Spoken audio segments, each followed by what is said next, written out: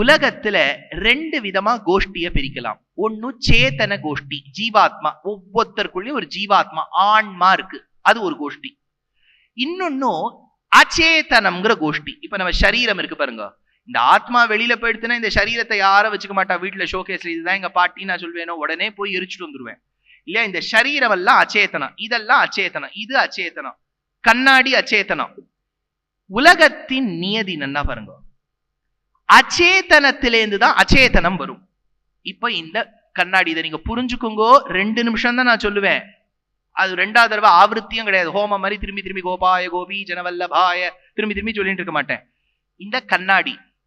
இந்த கண்ணாடி அச்சேதன வஸ்து.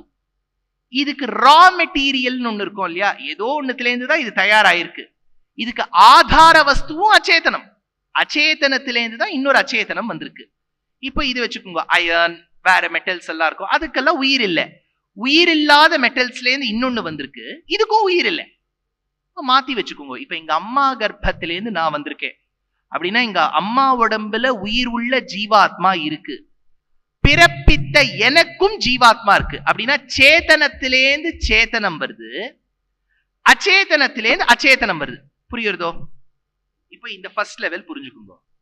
அந்த காலத்துல ராமானுஜர் இருந்த போது அவரை எல்லாரும் ஆக்ஷேபம் பண்ணா. அவ என்ன சொன்னா, ராமானுஜரே நீங்களோ சொல்றேன் பகவான் உலகத்தை படைத்தார். ஆமா, ராமானுஜர் ஆமான்னு. உலகத்தில் சேத்தனமும் உண்டு அச்சேதனமும் உண்டு, உயிர் உள்ளதும் உண்டு உயிர் அற்றதும் உண்டு. உயிர் உள்ளதுதான் உயிர் உள்ளதை பிறப்பிக்கும், உயிர் அற்றதுதான் உயிர் அற்றதை பிறப்பிக்கும்.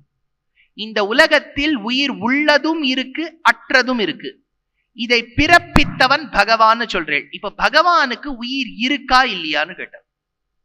ஏன்னா இப்ப பகவானுக்கு உயிர் இருக்குன்னு சொல்லிவிட்டா பகவான் கிட்டேந்து உயிர் அற்றது எப்படி வந்ததுன்னு கேள்வி வரும்.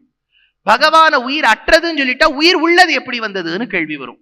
ராமானுஜர் இப்ப என்ன சொல்வார்னு எதிர்பார்த்தார். ஏன்னா ராமானுஜர் சாமர்த்தியக்காரர். ராமானுஜருக்கு எவ்வளவு சாமர்த்தியம்னா, ராமரை ஒத்துக்காதவா கூட கடைசி காலத்துல ராமானுஜர் ஒத்துட்டு போயிட்டான். அது ராமானுஜருடைய பெருமை. சரி, இப்ப என்னன்னா, இப்ப ராமானுஜர் சொன்ன பதில் என்னன்னு பாருங்க. இது 2 விதமா நான் சொல்றேன், இதையும் கூர்ந்து கவனிங்க. ராமானுஜர் என்ன சொன்னார், உயிர் உள்ளதுதான் உயிர் உள்ளதை பிறப்பிக்கும், உலக நியதி ஒத்துக்கிறேன். உயிர் அற்றதுதான் உயிர் அற்றதை பிறப்பிக்கும், ஒத்துக்கிறேன். ஆனா எக்ஸெப்ஷன்ஸ் உண்டு.